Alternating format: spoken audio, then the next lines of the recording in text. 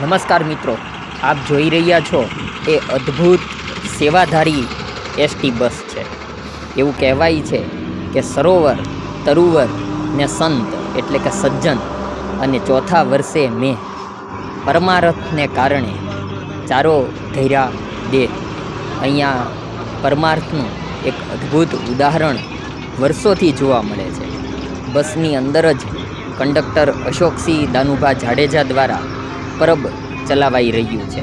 કાળઝાળ ગરમી પડી રહી છે અને તેમાં નિસ્વાર્થ ભાવે પેસેન્જરો માટે તેઓ પાણીની તરસ છીપાવી રહ્યા છે. ખેડોઈ ગામના તેઓ વતની છે.